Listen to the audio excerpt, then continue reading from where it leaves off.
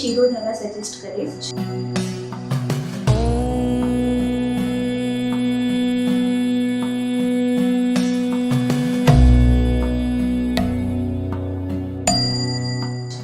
Shirodhara basically એવી procedure છે કે જે તમારે હેડ ઉપર કન્ટિન્યુઅસ ઓઇલ પોર થશે.